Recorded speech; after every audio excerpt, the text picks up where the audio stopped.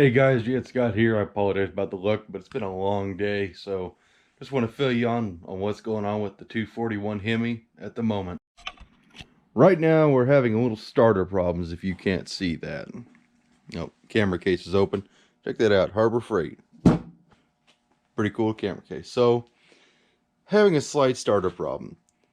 And before we get into the starter issue, I want to show you we had to modify this because we changed bell housings. A little Scottization. Because that was ours, which is for a fluid drive from what I understand. And that's the old flywheel, 146 tooth. And don't mind the number there because I can't count. When you start counting all these teeth, it's easy to get off.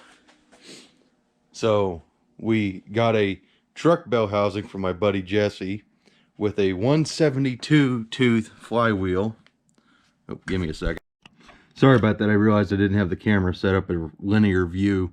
It was set in fisheye. So this is a 172 tooth flywheel, which is correct for this bell housing and for our 12-volt starter that we're going to use. So the issue is the 6-volt starters are specific to the early flywheels, which are these 146 tooth flywheels, like that one. That was original on that engine. To use a 12-volt starter, you need the fine tooth, the 172 tooth. And there's a lot of different media which say the different teeth counts, but there's a coarse tooth and a fine tooth. 12-volt, fine tooth. 6-volt, coarse tooth. So here's what makes these starters different besides obviously the volt ratings. The 12-volt, smaller shaft, and the gear is smaller. 6-volt, bigger shaft, bigger gear. And of course, you know, the windings here versus the windings here. And you can see on the inside of this guy, the inside of this guy. So here's our problem where it really lies in. So, you know, we had to clearance this, which I didn't film, to fit the fluid drive bell housing. So we finally got the starters to work, at least the 12-volt. The 6-volt's really weak still. But, you know, these things, that's like a 54 era. This is 57, 56. They're old, so you kind of run into that issue. So we got this thing working, and we realized it wasn't engaging that flywheel. Well, what the hell? Look at that. That don't look right. Huh, I think there's something missing off our other nose cone. And it's not round anymore. So our issue is there's a bushing that goes in there and it's missing on the 12-volt. And that thing's been missing for a while and it's all hogged out, wallered out. In fact, you can see the windings here, they're kind of scuffed. They should look like that. Big difference. So through a lot of hunting, I finally found a guy with 12-volt starters. And he's actually pretty local. He's up in Kansas City, about 50 miles away.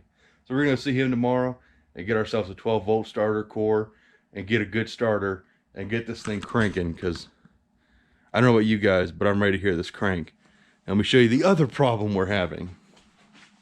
Now, it's probably cleared up by now, but I put oil in it. And of course, our original drain plug was pretty ate up, so we got a new drain plug. Well, notice oil was leaking, so I came down here with our 1 1/8 wrench, cranked it a little bit more, still kept leaking. Wouldn't come from the drain plug. There's a weep hole right about here. There must be a little crack in the pan or something. So hopefully we're going to get that fixed. And by fixed, I mean we're going to grind some of our nice, pretty black paint off, brake clean the inside of this, heat the piss out of this, and hopefully find our hole again and weld it shut. And if that don't work, then we're going to live with a leak. But anyways, tomorrow, I'll see you on the road. What do you think, Dad? I'd say boogie boogie on. Boogie boogie on? Boogie boogie on. Alright guys, so the 241, everything's cleaned up in here as you can see. And we'll show you what we got. So, met a really cool guy, and he hooked me up with a starter, which actually is good, so we're going to use that starter instead of using it for parts. Got me a couple more Carter WCFBs, which are for my nail head over there, and some stock 241 manifolds that we're going to fix up. We got to get them flanges cleaned off and then make new flanges so we can run it with mufflers, which will be good for the break-in, because you never really want to break in a cam open header, no matter how cool it sounds. But it's good to be able to hear if something's going wrong with the engine, so you can actually hear it. And we got the oil pan fixed. We jacked the engine up, tilted it hardcore that way, get all the oil drained out of it.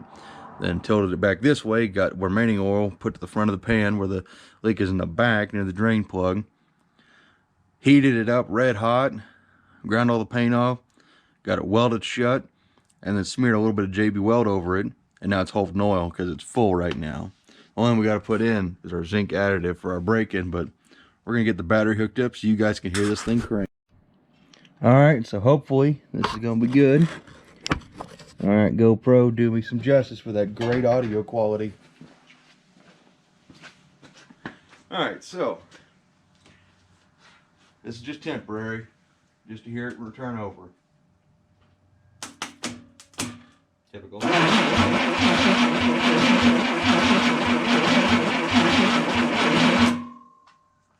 There you go.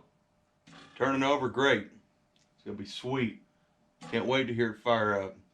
We gotta get everything hooked up on the distributor in terms of power, coil, everything.